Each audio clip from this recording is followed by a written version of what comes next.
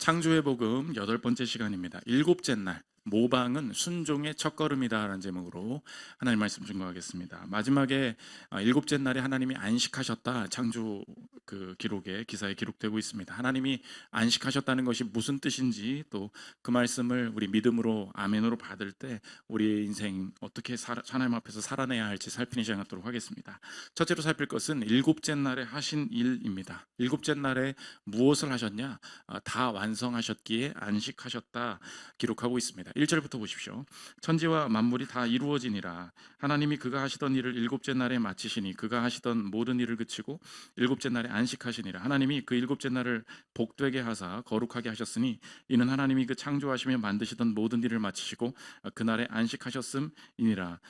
일곱째 날에 마치셨다. 잘못 생각하면 일곱째 날에도 일을 다 하시고 일곱째 날 저녁이 돼서야 이제 모든 일이 끝났다, 이렇게 잘못 이해할 수 있는데, 번역을 제대로 하면은 이렇게 해야 됩니다. 2절을 그 다음 띄워주시면, 하나님이 하시던 일을 일곱째 날이 이를 때에 마치시니, 이렇게 우리가 이해를 해야 된다는 것입니다. 일곱째 날에는 아무 일을 하지 않으셨다. 이것이 왜 중요합니까? 하나님께서 모든 창조의 일들을 다 완벽하게 끝 마치셨다는 거예요. 완결이 있고 종결이 있는 사역이었다는 것입니다. 그러니까 세상이 불완전한 상태에서 계속해서 오랜 시간 가운데 개선되어 나간 것이 이 땅의 창조의 역사다. 성경은 어느 곳에서도 그렇게 말하고 있지 않다는 거예요. 하나님께서 이 창조 기사를 쭉 봐라. 여기 어느 곳에 앞으로 개선할 여지가 많이 남아있고 아직 공사가 덜 끝났어. 인테리어 공사가 마감이 안 된 곳이 있어. 그렇게 말씀하시지 않는다는 거예요. 천지 창조가 처음부터 완벽했다. 그래서 첫째 날, 둘째 날 쭉 갈 때 하나님이 보시기에 좋았다, 좋았다, 좋았다 이렇게 나옵니다. 여섯째 날 끝난 다음에 주님이 뭐라고 하시냐? 심히 좋았다. 다 끝났다는 거예요. 1장 31절 보십시오. 하나님이 지으신 그 모든 것을 보시기에 심히 좋았더라. 저녁이 되고 아침이 되니 이는 여섯째 날이니라. 이때만 심히를 붙이십니다. 다 끝난다, 완벽하다는 뜻이죠. 그러므로 우리가 믿는 창조는 무엇인가? 정리하면 완성된 창조라는 것입니다. 그러니까 우리가 거부하는 게 뭐냐? 점진적 창조예요. 그러니까 하나님께서 개선의 여지를 잔뜩 남겨두시고 개선되는 창조, 재개발 창조, 인테리어 창조, 그거 아니라는 거예요. 완성된 창조, 불완전함으로부터 나아가고 있는 것이 아니다. 코르넬리스 반담 교수님이 이렇게 설명합니다. 들어보십시오.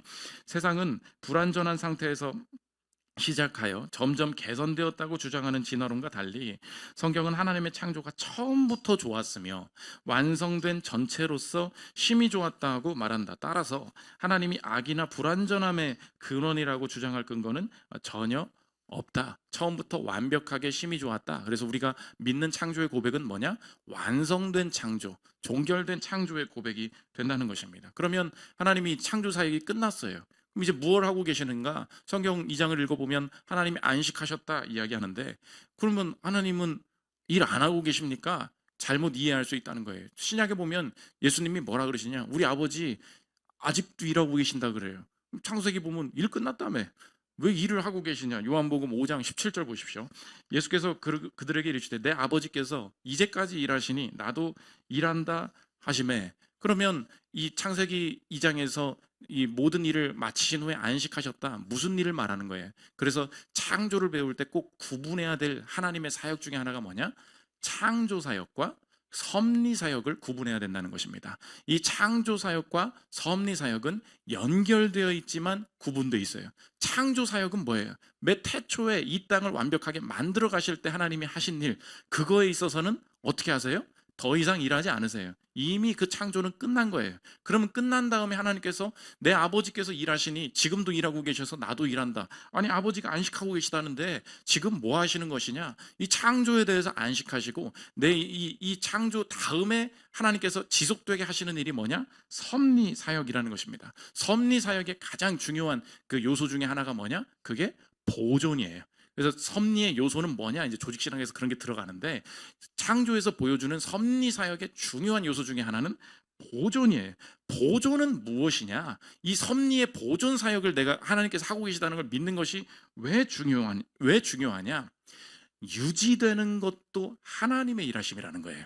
그것이 우리가 이 창조된 세계 가운데 살아갈 때 우리가 세계를 바라보는 중요한 관점이 된다는 것입니다. 우리는 무언가를 이루어 놓고 그것이 계속해서 그 법칙대로 그 상태대로 유지하는 것은 그냥 아무도 신경 안 써도 되는 일이라고 우리는 거저 생각해요. 그게 사람들의 그냥 판에 박힌 이 땅이 당연히 그렇게 된다는 인식이에요. 해가 뜨지, 내일도 뜨겠지. 왜? 그냥 지구가 그러니까, 우주가 그러니까 그렇게 말하지 않고 오늘 하나님께서도 일하고 계시다. 무슨 일을 하세요? 섭리사역을 하고 계세요. 섭리사역의 가장 중요한 거는 뭐예요? 창조된 그 모든 피조물들이 그 목적대로 유지될 수 있도록 매일 그 만물을 붙드시는 것, 그것이 창조사역과 동시에 시작된 하나님의 섭리사역이 된다는 것입니다. 우리에게 뭐라고 적용할 수 있겠습니까? 유지되는 것 속에서도 하나님의 살아계심을 느낄 수 있는 마음, 이것이 창조주 하나님을 섬기는 자의 마음이 된다는 것입니다. 오늘 여러분의 인생에도 원하는 기도 제목들이 있죠. 그리고 앞으로 나아가고자 하는 다음 스테이지의 분별과 결정들이 있지 않습니까? 그럴 때 우리가 그 신앙생활에서 빠지기 쉬운 함정이 뭐냐? 그 목표나 그 원하는 바가 나의 시간이나 나의 방식대로 이루어지지가 않아요. 그때 느끼는 게 뭐예요? 하나님은 과연 일하고 계시는가? 그때에 우리가 놓치는 하나님의 일하심이 있을 수 있다고. 그게 어떤 일하심이죠? 유지하게 하시는 일하심. 이것에 대한 감사, 살아계심을 경험하는 그 임재, 그거 전혀 없어요. 당연한 거지, 당연한 거지. 애 키우는 건 당연한 거 아니야? 애가 내일 일어나는 건 당연한 거 아니야? 우리 애가 어린이집 가는 건 당연한 거 아니야? 유지되는 게 당연한 줄 알아요. 어느 순간 느껴집니다. 큰 사고 한번 당해보면, 내가 크게 아파보면 그때 느껴지는 게 뭐예요? 건강 유지하게 하지 않으시면 아무 소용없구나. 그래서 내가 바라는 바, 내가 그 쫓아가고 싶은 어떤 인생의 목표들을 가지고 막 다름질하다가 하나님이 하나님의 크심을 보여주시기 위해서 내가 생각하는 큰 것으로 가게 하지 않으시고 갑자기 그걸 못 가게 막으시고 뒤로 가게 하실 때가 있어요. 근데 이상해요. 하나님이 더 그때 커진다는 거예요. 그때 경험하게 되는 게 뭐예요? 하나님이 창조사역을 마치시고 오늘 하시는 일이 뭐예요? 보존사역. 이 섭리사역 가운데 보존하게 하시는 거, 유지하게 하시는 거. 그래서 이전에 그 훌륭한 신학자들이 이야기할 때 우리 인생이 뭐냐? 하나님 손 위에 있는 책 같다 그랬어요. 들려있다. 놓으시면 떨어지는 거예요. 놓으시면 떠 있는 게 아니라고. 주님이 붙잡아 주시니까 이 위에 떠 있는 거지. 이거 손 빼시면 우리 인생은 무너지는 거다. 그러니까 오늘 내 인생에 대한 감사와 충만함으로부터 시작할 수 있죠. 오늘 여러분이 못 간 곳, 아직 못 이룬 것 많이 있죠. 근데 하나님이 어느 순간 뒤로 가게 하시고 못 가게 하시고 막으실 때가 있습니다. 뭘 보여주시려는 거예요? 보존하시는 하나님을 보여주시는 거예요. 주님, 오늘도 어떻게 얘가 숨쉬고 있죠? 오늘도 어떻게 내가 걷고 있죠? 오늘도 내가 어떻게 이 급여가 어떻게 또 들어오죠? 하나님, 이 모든 것에 대해서 당연하다고 하나님과 분리해서 생각하는 이 마음 버리기를 원합니다. 하나님이 여전히 일하고 계시다. 그때 우리 인생을 다시 바라볼 수 있다는 것입니다. 그래서 창조사역과 창조에 대해서 마지막 날 일곱째 날을 통해서 알 수 있는 게 뭐예요? 창조는 완성된 창조였다. 점진적 창조가 아니다. 그런데 또 한 가지가 창조사역에 있어서 이제 안식하신다. 그 다음에 우리의 인생의 보존사역, 섭리하심으로 우리를 붙드시는 사역도 하나님의 일하심 중에 하나다. 오늘 그래서 감사가 더 커져야 됩니다. 주님께서 오늘 버티게 하신 거, 눈이 보이는 거, 숨쉬게 하신 거. 저는 가끔 잘 때 이렇게 발가락 꼼지락꼼지락 하거든요. 야, 감사합니다. 어떻게 이거 하나도 안 아프고 이거 이렇게 되냐. 그냥 가끔 이렇게 할 때가 있어요. 주님, 이거 기적이에요, 기적. 아무튼 잡니다. 너무 졸려서. 감사는 여기까지만 하고 잡니다. 이럴 때가 있어요. 그럴 때 하나님, 내가 원하는 거 지금 잘 안 되지만 이것에 대해서도 여전히 유지하고 계신 하나님 통하여 우리의 인생 전체를 보존하시는 주님도 신뢰하겠습니다. 그걸 추론할 수 있다는 것입니다. 두 번째, 일곱째 날을 통해 알 수 있는 일입니다. 두 가지인데, 첫째로 안식. 하나님께서 이 사람들에게 안식 명하셨다는 것입니다. 왜 하필 6일 일하시고 하루 쉬셨냐? 주님이 전체를, 천지를 창조하시다 보니까 워크로드, 너무 힘들어. 이거 조금만 쉬자. 하루는 좀 쉬자. 하나님은 피곤치 아니하시는 분이다. 우리가 그거 믿지 않습니까? 전능하신 분이다. 그럼에도 불구하고 이 방식대로 일하셨다는 거예요. 쉬실 필요 없으신 분이 6일은 일하고 하루는 쉬는 방식으로 이 창조 사역을 감당하셨다. 왜 그러냐? 우리에게 이 방식대로 살으라고, 이 방식대로 안식하라고. 그래서 출애굽기에 10계명을 줍니다. 근데 안식일을 기억하여 거룩히 지키라. 주님이 그 사계명 주실 때 뭐라고 얘기하시냐? 이 계명이 어디로부터 왔느냐라고 이야기할 때 언제나 모세가 창조를 끌어오고 있다는 것입니다. 왜 그 방식대로 창조하신 줄 알아? 이렇게 살으라고. 그러니까 안식은 하나님의 명령이 된다는 것입니다. 출애굽기 20장 8절 보십시오.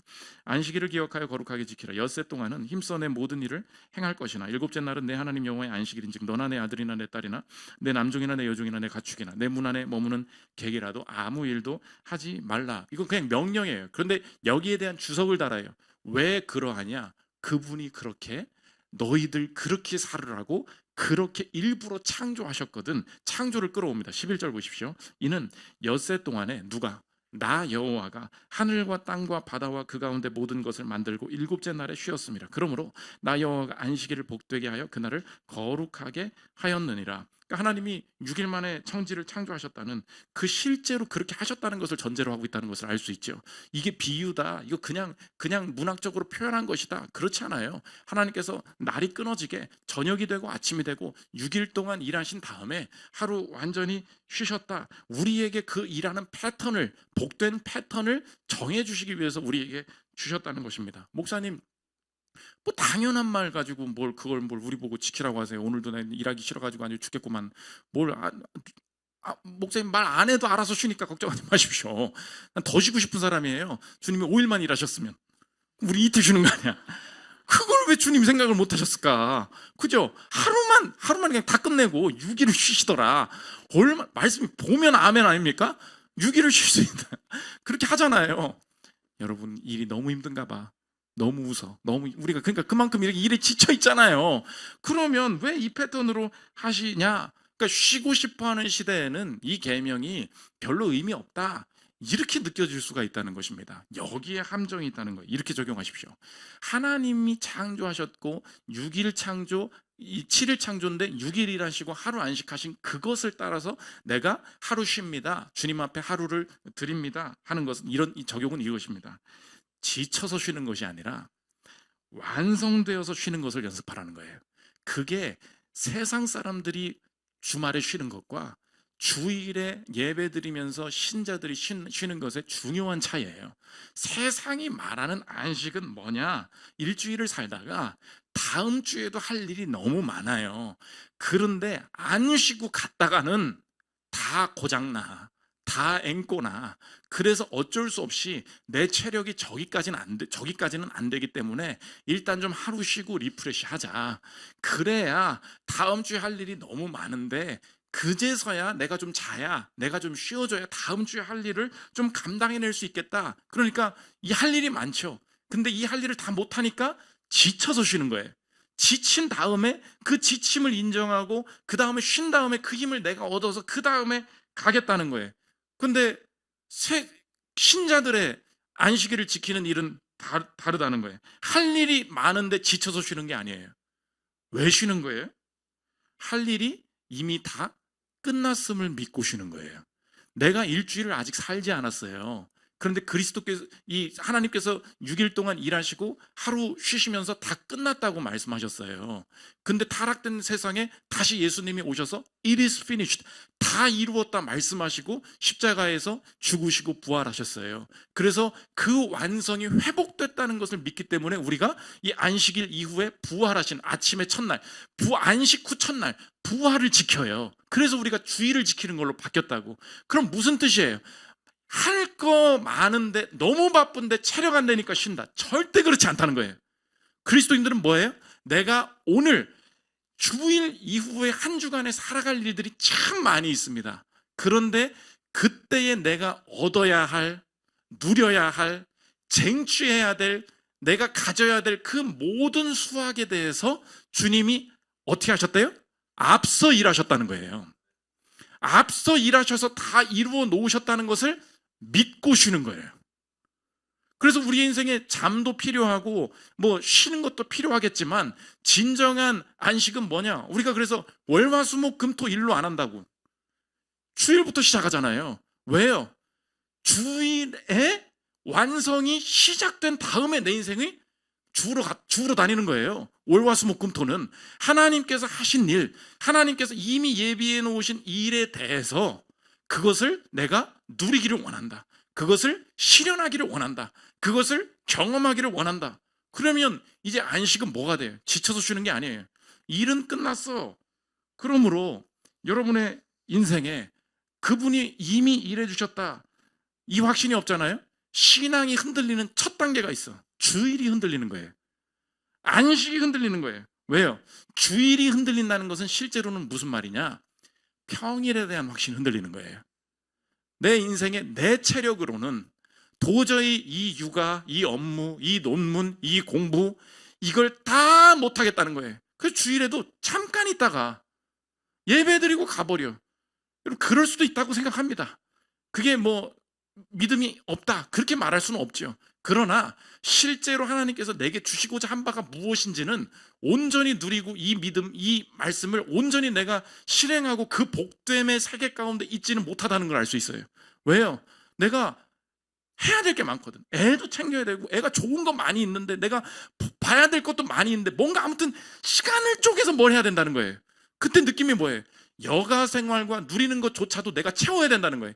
그래서 내가 휴식이 된대. 성경은 그렇게 말하지 않아요. 다 끝났어. 그거 없어도 너한테 기쁨이 있고 그 일을 주일까지 끌고 와서 안 해도 내가 다 해놨어. 무슨 뭐 너의 가족들이 내 인생이 뭐 그 콘서트를 못 가서 내가 그 일을 못해서 내가 거기 가가지고 그 플리마켓에 가서 사진을 못 찍어서 너의 인생이 불행해 온다고? 착각하지 마.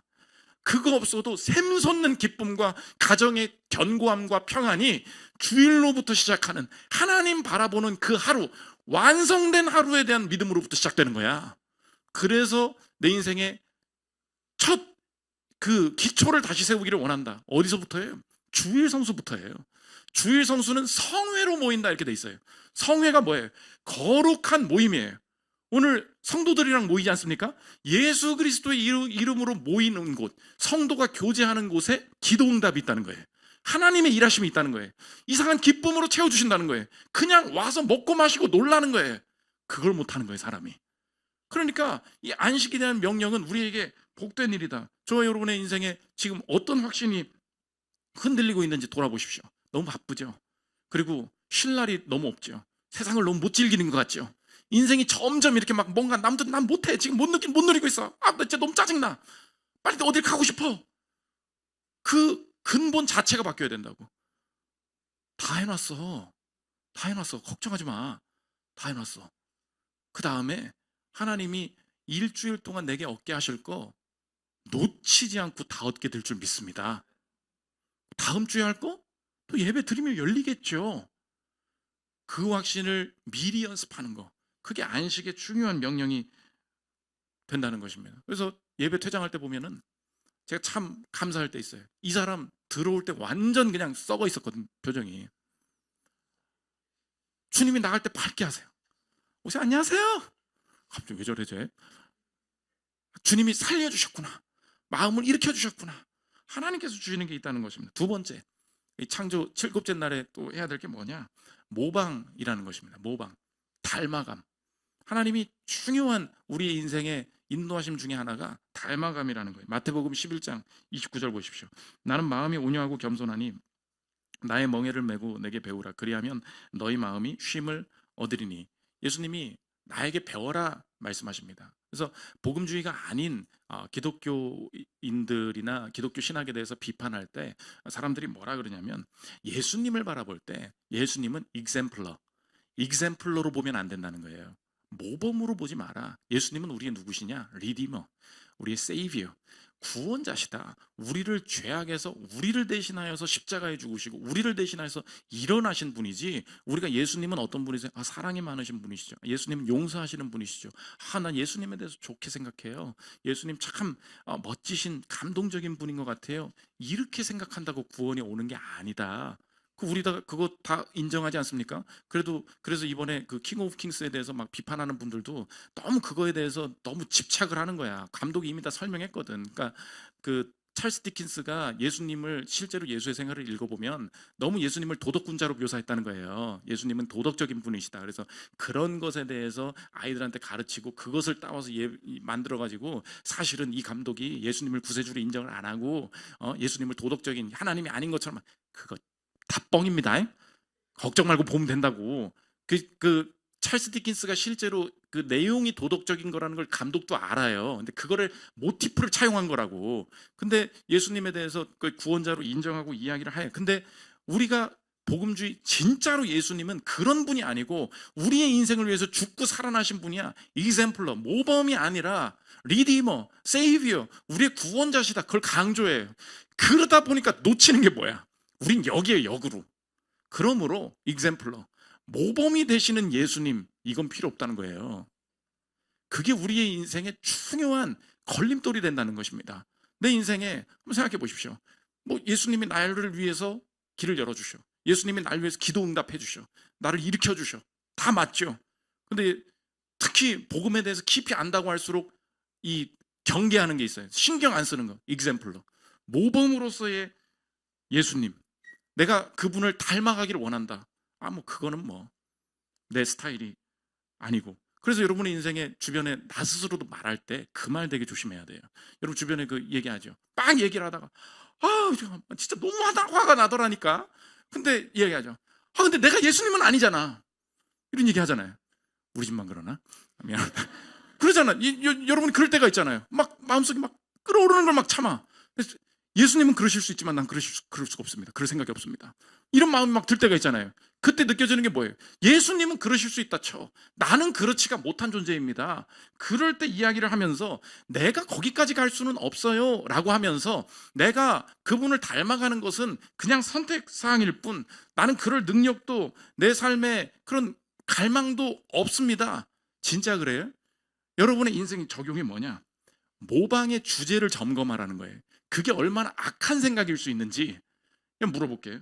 정말로 여러분의 인생에 되고 싶어하는 워너비의 모습을 보잖아요. 내가 정말로 지금 주제로 삼고 있는 인생의 주제가 목표가 있는데, 그걸 이미 앞서가고 이룬 사람의 모습을 보거나 그 사람과 인터뷰를 하거나 미팅할 수 있는 기회가 주어졌어. 여러분이 내가 그게 목표야, 내가 그게 바라는 바야, 그것을 따르고자 해 라고 했을 때 그 사람을, 그 존재를 마주하는 순간 여러분이 첫 번째로 하는 일이 뭔지 아십니까? 이미테이션. 그게 모방이에요. 여러분 한번 생각해 보십시오. 어떤 사람, 내가 돈을 너무 많이 벌고 싶은 사람이었다고 쳐. 근데 투자해서 코인에 성공한 어떤 형을 만난 거야. 그래서 형이 딱 얘기합니다. 정수 이리 와봐. 돈 벌고 싶어? 진짜 저 어떻게 살아야 될지 모르겠어요. 이거 봐봐. 계좌 한번 보여줄까? 딱 했어요. 3000%. 3억이 찍혀 있는 거야. 수익만 3억이. 그러면 그 딱 보는 순간, 저 이런 거 못해요. 이래요? 내가 너무 돈을 벌고 싶은 사람이라 생각해봐. 너도 이렇게 되고 싶어? 라고 했을 때, 와, 이거 어떻게 해요? 너도 한번 해볼래? 했을 때 어떻게 해요? 하고 싶어요. 이렇게 얘기하죠. 제가 형은 아니잖아요. 이럽니까? 네, 예수님은 아니잖아요. 여러분, 모방의 주제를 점검하라 그랬죠? 실제로 나는 그걸 모방할 수 없다는 그걸 말하고 있는 게 아니에요. 그 말을 하고 있는 것 속에는 내 삶의 방향성 자체가 담겨 있는 거라고. 내 삶의 방향성이 뭐예요?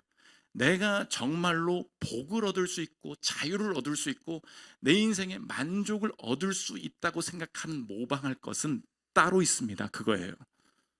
헬창들 만나봐. 헬스하고 있는 사람 만나보라고. 교회에서 딱 들어오자마자 딱딱 알아봐. 형님, 운동 좀 하신 것 같아요. 어디서 하세요? 막 지들끼리 얘기하고 친해져. 그래, 운동 같이 하실래요? 막 번호 주고받고. 둘이 사귀냐? 진짜 웃긴 일들이 많이 벌어져요. 근데 보기만 해도 서로 친구 되고 싶고, 야 이거 어떻게 드냐고 물어보고. 여러분 그때 그럽니까? 아우 난 이거 들기 싫어요. 내가 너는 아니잖아. 난 근육 그 정도 안 나와. 막 해볼라 그러지 않아요? 나도 이렇게 해볼까? 여러분의 모방의 주제를 점검해봐요. 지금 막 엄청 따라하고 그 유튜버, 그 패션, 그 되고 싶은 거 있죠. 근데 주님이 뭐라 그래요? 나의 멍에를 메고 내게 배우라. 내가 예수님은 아니잖아요. 마치 그 엄청난 계좌 수익률이 보이는데 나 관심 없어. 내가 그렇게 될 수 있는 건 아니잖아요. 너나 그렇게 잘하든지 난 그렇게 될 수 없어요. 모방의 주제 속에 삶의 방향성이 담겨 있다는 것입니다. 그러므로 이렇게 적용할 수 있어요. 따라하기 싫은 것은 사랑하지 않는 것과 같아요. 여러분 이게 중요한 묵상이에요. 따라하지 않는 것은 사랑하지 않는 것과 같아요. 아이들이 태어나서 첫 번째 하는 게 있어. 그게 뭐예요? 엄마 따라하는 거야. 아빠 말 그대로 따라하는 거예요. 저 사람이 나의 인생에 복을 주고 저 사람 따라하면 된다. 저 사람은 나를 사랑한다. 확인되잖아요. 그렇게만 하면 복이 올 것이라는 확신이 생기는 거야. 그때 따라오는 행동이 있어요. 그게 모방이야. 여러분 그래서 이 복음주의 안에 있는 교회들은 오히려 이걸 강조를 안 하는 경우가 당연히 많습니다. 왜냐하면 예수님은 구세주시기 때문에. 그렇다고 해서 exemplar, 모범으로서의 예수님. 오늘 여러분의 인생의 모방의 주제가 도대체 뭐예요? 그대로 한번 말해보기를 원한다. 나도 그 마음 한번 가져보기를 원한다. 그럼 망할 것 같죠? 근데 그분이 나에게 주신 가장 복된 길이라면, 내 인생에 자유가 주어지는 길이라면, 여러분 수익률 올리듯이 가보고 싶지 않아요? 하나님께서 그 길 걷기를 원하신다는 것입니다. 마지막 세 번째, 일곱째 날을 통해 완성될 일입니다. 히브리서 4장에 보면 너희들도 안식에 들어갈 수 있다. 안식에 대해서 코멘트를 해요. 그때 이야기하는 게 뭐냐? 언제나 가나안 땅 얘기예요. 안식이 원래 있었어. 그런데 걔네들이 못 들어갔다 이야기를 합니다. 그게 어떻게 완성되는 거냐? 가나안 땅에 들어가야 될 거 아니에요. 가나안 땅에 안식할 수 있는 땅이었어요. 근데 구약의 백성들이 광야를 돌죠. 그때 안식할 땅이 준비되지 않았었니? 그렇지 않다는 거예요. 근데 안식에 못 들어갔다는 거야. 왜 그러죠? 나의 인생에 지금 처한 현실이 하나님께서 하라고 하신 것이 나의 인생에 안식을 가져다 줄 수 없다고 믿었기 때문에. 그러니까 안식할 땅이 없었던 게 아니야. 땅은 이미 있었어. 그런데 걔네들 왜 못 들어갔니? 그것을 히브리서 기자가 이렇게 기록합니다. 4장 3절 보십시오. 이미 믿는 우리들은 저 안식에 들어가는 건도다. 그가 말씀하신 바와 같으니 내가 노하여 맹세한 바와 같이 그들이 내 안식에 들어오지 못하리라 하셨다 하였으나 세상을 창조할 때부터 그 일이 이루어졌느니라. 세상을 창조할 때부터 하나님이 안식해 주셨고 그 안식은 이미 열려 있어서 가나안 땅에 들어갈 때도 아무리 광야길 같아 보여도 하나님께서 이끄신 그 말씀 따라가면 언제나 광야길은 열려 있었는데 걔네들은 열려 있었는데도 못 들어갔다는 거예요. 이유는 뭐예요? 문이 닫혀 있어서가 아니라는 거예요.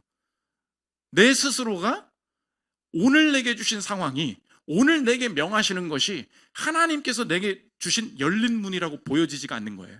닫혀 있는데, 망하는 문인데, 이거 내가 손해보는 문인데, 내가 스스로 보니까 저들에 비하면 우린 메뚜기입니다. 우리 거의 못 가요. 가면 망해요. 내 스스로 판단하잖아요.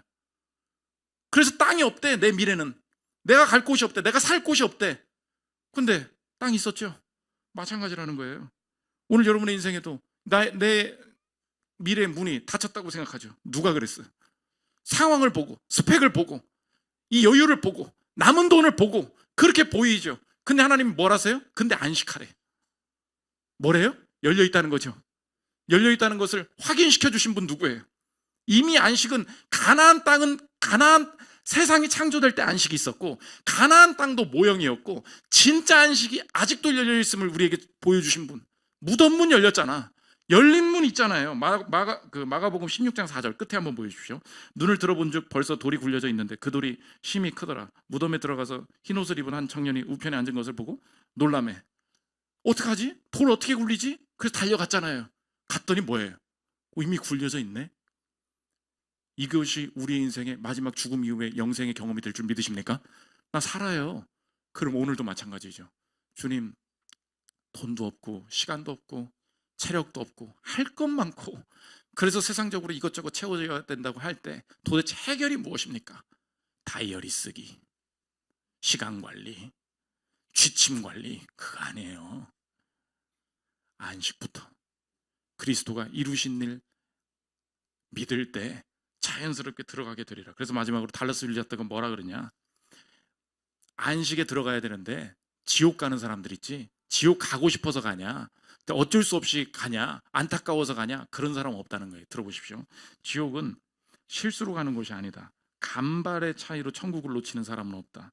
하나님을 피하고 그분에게서 도망치려는 지속적인 노력으로 지옥에 가는 것이다.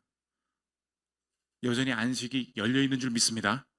오늘 그것을 믿음으로 받고 주님 앞에서 완성된 그분 앞에 안식하고, 주님 닮기를 원합니다. 내 인생의 모방의 주제가 무엇인지 점검케 하옵소서. 따라함으로 말미암아 내 인생에 주님이 주신 복을 넓혀가는 저와 여러분 되시기를 기도합니다. 우리 찬양하고 기도하는 시간 갖도록 하겠습니다.